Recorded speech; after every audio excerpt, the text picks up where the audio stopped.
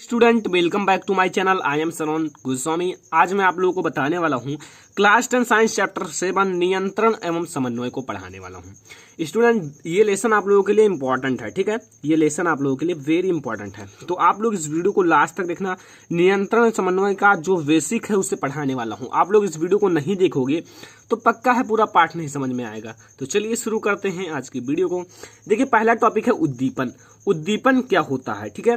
आप लोग देखिए स्टूडेंट, आप लोग किसी भी पेन से लिख सकते हैं। मेरा जो ये पेन है 3 रुपीज का, ये आई होप अच्छा पेन है, क्योंकि ये सब जो पेनें होती हैं ये आर पार छप जाती हैं, ठीक है।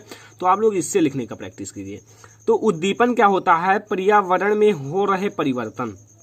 जो पर्यावरण है, ठीक है, पर्यावरण में हो रहे परिवर्तन जिनके अनुरूप सजीव अनुक्रिया करते हैं, जिनके अनुरूप जो सजीव होते हैं अनुक्रिया करते हैं, वह अनुक्रिया उद्दीपन कहलाता है।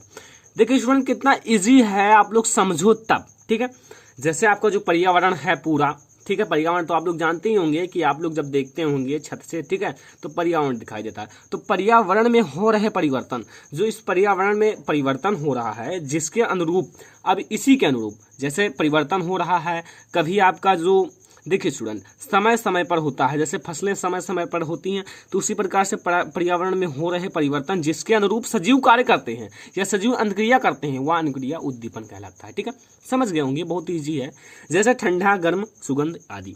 जैसे ठंडा है, ठीक है, मौसम ठंडा है, तो उसी के देखिए स्टूडेंट आप लोग समझो, जैसे मौसम ठंडा है तो परिवर्तन हो गया पर्यावरण में, तो उसी के अनुरूप सजीव अनुक्रिया करते हैं। कैसे?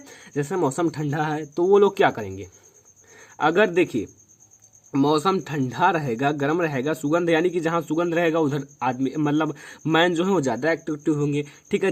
जिधर ठंडा रहेगा उधर क्या होगा, जो मैन होते हैं वो कपड़े को ज़्यादा पहनेंगे, ठीक है। गर्म रहेगा तो उतना नहीं पहनेंगे। तो जैसे उसी के अनुरूप अनुक्रिया करते हैं, ये आप लोग समझिए, तो वह अनुक्रिया उद्दीपन कहलाता है, ठीक है। तो उद्दीपन समझ में आ गया होगा। अब हम लोग समझेंगे तंत्रिका तंत्र।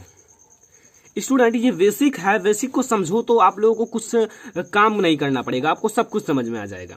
तो तंत्रिका तंत्र में आप लोगों को क्या समझना है, समझना क्या है, केवल डिफिनीशन और उनके प्रकार, क्योंकि ये आपके छोटे से टॉपिक हैं और छोटे से टॉपिक आपके लघु उत्तरीय में आ सकते हैं, और लघु उत्तरीय के टाइप का ये क्वेश्चन है।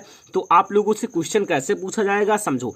तंत्रिका तंत्र क्या होता है, तंत्रिका तंत्र कितने प्रकार के होते हैं, ठीक है। उसी में पूछ लेता है तंत्रिका तंत्र क्या होता है, तंत्रिका कोशिका का निम्नांकित चित्र बनाकर समझाइए। तो तंत्रिका कोशिका अभी इसी के जस्ट बात पढ़ाने वाला हूं, बहुत ही इंपॉर्टेंट टॉपिक है, उससे आप लोग IMP नोट कर लेना, ठीक है। तो आइए मैं आप लोगों को बताता हूं पहले तंत्रिका तंत्र क्या होता है, ठीक है। तो स्टूडेंट तंत्रिका तंत्र क्या होता है समझो। तंत्रिका तंत्र मनुष्य या स्तनियों सभी कोशिकाओं में तंत्रिका तंत्र विशेष प्रकार के ऊतक, तंत्रिका ऊतक द्वारा निर्माण होता है। इसमें आपको क्या समझ में आया कि तंत्रिका तंत्र किसके द्वारा निर्माण होता है, तंत्रिका ऊतक द्वारा, ठीक है। किसके द्वारा, तंत्रिका ऊतक द्वारा। समझो तंत्रिका तंत्र मनुष्य या स्तनियों द्वारा सभी कोशिकाओं में, देखो मनुष्य हो या स्तनियों हो, सभी कोशिकाओं में तंत्रिका तंत्र विशेष प्रकार के ऊतक, तंत्रिका ऊतक द्वारा निर्माण होता है।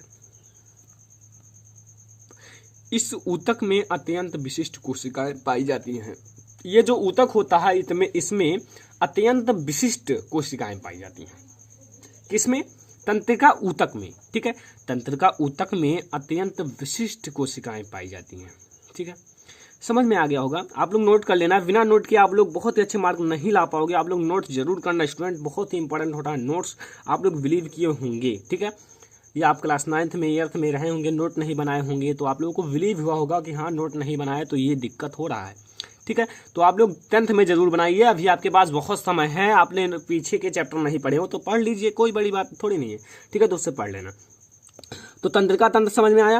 तंत्रिका तंत्र मनुष्य या स्तनियों सभी कोशिकाओं में तंत्रिका तंत्र विशेष प्रकार के ऊतक, तंत्रिका ऊतक द्वारा निर्माण होता है। इस ऊतक में अत्यंत विशिष्ट कोशिकाएं पाई जाती हैं, ठीक है। तंत्रिका जो तंत्र होता है ये 3 प्रकार की होती हैं। यहाँ मैंने लिखा तंत्रिका तंत्र के प्रकार, अगर आप लोग लिख सकते हैं नीचे, तंत्रिका तंत्र विशेष 3 प्रकार की होती हैं, या निम्नलिखित 3 प्रकार की होती हैं, या तंत्रिका तंत्र 3 प्रकार का होता है। बहुत इजी है, क्या है 3 प्रकार, मैं आप लोगों को बताता हूं, ठीक है। तो देखिए स्टूडेंट तंत्रिका तंत्र क्या है। पहला केंद्रीय तंत्रिका तंत्र, पहला क्या है, केंद्रीय तंत्रिका तंत्र। पीडीएफ का लिंक आप लोगों को डिस्क्रिप्शन में मिल जाएगा, डाउनलोड कर लेना, ठीक है। यहाँ आपका है परिधीय तंत्रिका तंत्र। देखिए स्टूडेंट, परिधीय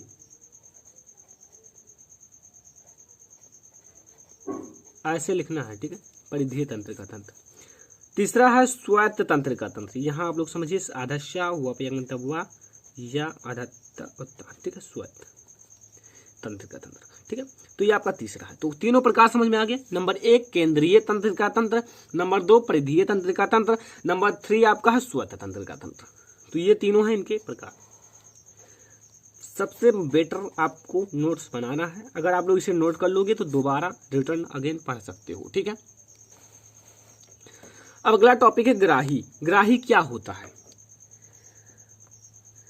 ग्राही क्या होता है स्टूडेंट, आप लोग अभी समझ जाओगे, ठीक है। तंत्रिका कोशिका का इसमें भूमिका है, तो अभी ना समझा तो अच्छा रहेगा, लेकिन एक बार पढ़ लीजिए, फिर आपको तंत्रिका तंत्र जस्ट बाद ही मिलने वाला है, ठीक है। लेकिन थोड़ा पढ़ लीजिए। ग्राही क्या होता है समझ लीजिए, ठीक है। तो ग्राही जो होता है, ग्राही वातावरण की सूचना, जैसे वातावरण से कोई सूचना मिलता है, ठीक है, उसे सूचना को एकत्रित करके तंत्रिका कोशिका के, देखिए उस सूचना को जो है एकत्रित करता है और तंत्रिका कोशिका के शीर्ष तक पहुंचाता है। जो तंत्रिका कोशिका है, ठीक है, ऐसे होता भी, आप लोग पीछे दिखा देंगे, ठीक है।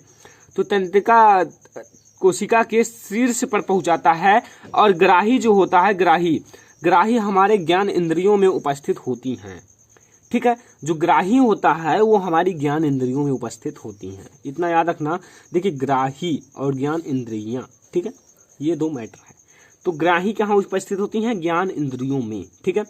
तो पहले मैं आप लोगों को दिखा देता हूँ, इसे नोट कर लीजिए, तंत्र के बारे में और उद्दीपन और ग्राही के बारे में। तो यहाँ आपका आता है उद्दीपन। उद्दीपन को आप लोग नोट कर लीजिए, ठीक है। और आपका आता है तंत्रिका तंत्र। तंत्रिका तंत्र आपका ये है, और तंत्रिका तंत्र के प्रकार आपका ये 3 है, ठीक है। ग्राही आपका ये है, ठीक है, समझ में आया।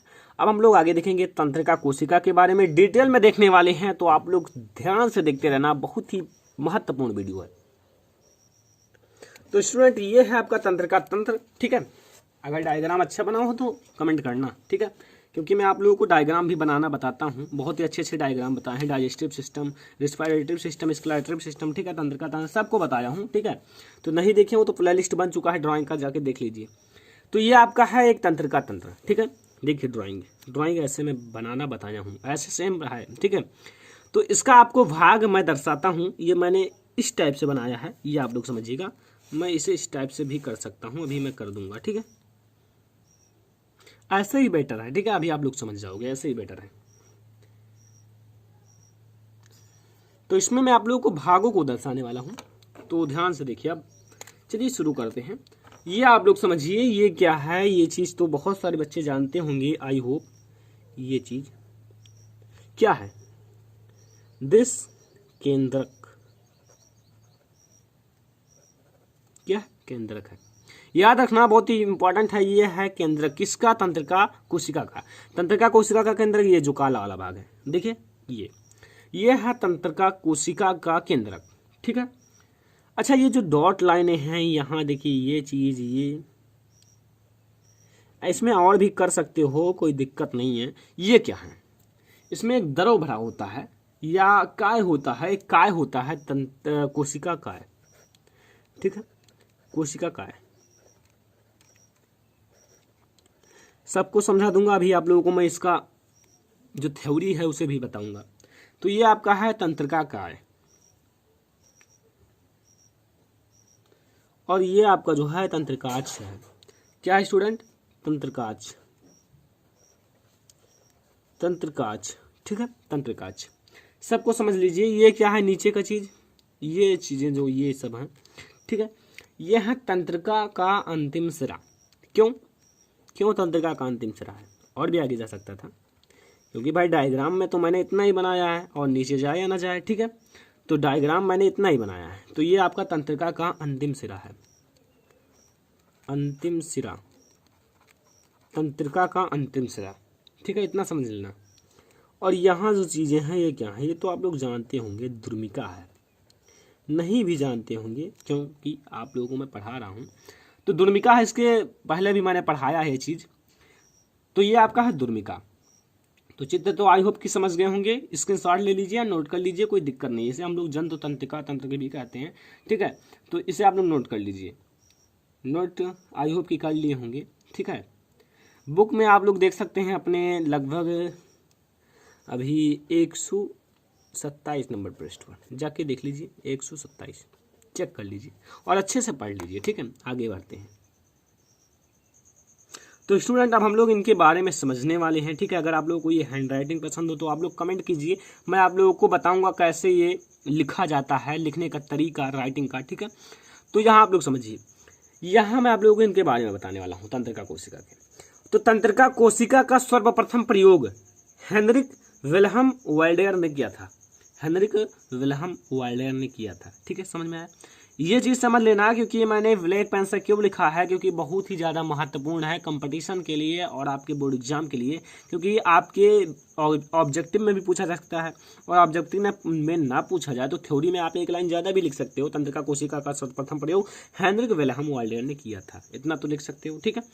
फिर तंत्रिका कोशिका शरीर का सबसे बड़ा कोशिका है, ये सभी लोगों को पता होगा, आई होप कि छोटे से बच्चे को पता होगा अगर वो शरीर के बारे में पढ़ता है तो, क्योंकि तंत्रिका कोशिका आपका सबसे बड़ा कोशिका होता है शरीर का। तो ये आपका है, मनुष्य के शरीर में यह लगभग 100 अरब होती हैं, इनकी अधिकांश संख्या मस्तिष्क में होती है। इनकी जो अधिकांश संख्या मस्तिष्क में होती है, और कितनी देखिए इनका जो संख्या है 100 अरब है, सोचो कितना ज्यादा होती है हमारे शरीर में इनकी संख्याएं, ठीक है, 100 अरब, ठीक है। तो मनुष्य के शरीर में यह लगभग 100 अरब होती हैं, इनकी अधिकांश संख्या मस्तिष्क में होती है। नोट कर लेना, इतना मैंने आप लोगों को बता दिया। अभी इसका कार्य बताऊंगा, इसके भाग को बताने वाला हूँ। इनके भाग तो आप लोग जानते ही होंगे, और भी आप लोग इनके भाग लिख सकते हो, क्यों नहीं। आप लोग इसमें दुर्मिका भी लिख सकते हो, ठीक है, दुर्मिका भी है, और भी लिख सकते हो, आप लोग बुक में देख लेना अपने, ठीक है। पेशी, फाइबर, ठीक है, तो सब लिख सकते हो। तो यहां मैंने केवल 3 को लिया है। क्या क्या लिया है समझो। कोशिकाएं, कोशिकाएं क्या है, जो मैंने बताया था केंद्रक के चारों ओर होती हैं, ठीक है। नहीं समझ पाए, मैं वैसे ही डायग्राम बना देता हूं।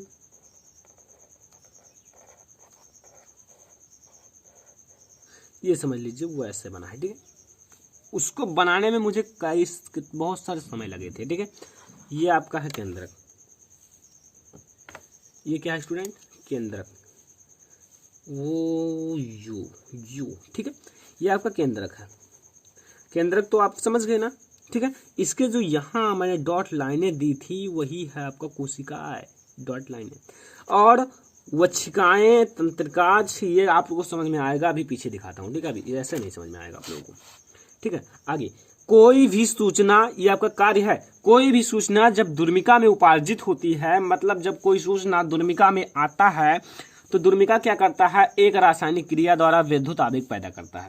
जब दुर्मिका में कोई सूचना आया तो उसे पता चला हाँ कोई सूचना आया है, तो रासायनिक क्रिया द्वारा विद्युत आवेग पैदा कर देता है और कोशिकाएं तक पहुंचाता है। अगर इस दुर्मिका में, यहाँ दुर्मिकाएं होती हैं, ठीक है, ऐसे ऐसे बाल की तरह, ठीक है।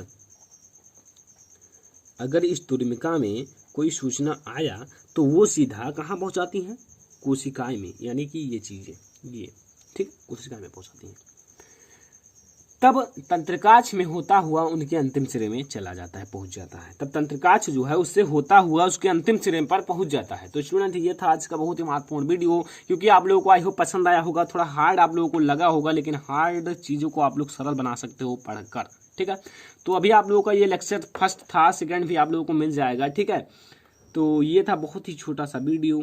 अगर आप लोगों को ये वीडियो पसंद आया हो तो वीडियो को लाइक कीजिए, अपने सभी दोस्तों के साथ शेयर कर दीजिए। अगर चैनल पर नए आए हूँ तो चैनल को सब्सक्राइब जरूर करना स्टूडेंट। अगर आप लोग सब्सक्राइब करोगे तो पार्ट 2 में जब अपलोड करूँगा तो आपके पास सबसे पहले नोटिफिकेशन आएगा और आप सबसे पहले पढ़ोगे, और सबसे पहले पढ़ोगे तो आप सबसे अच्छे जानोगे, ठीक है।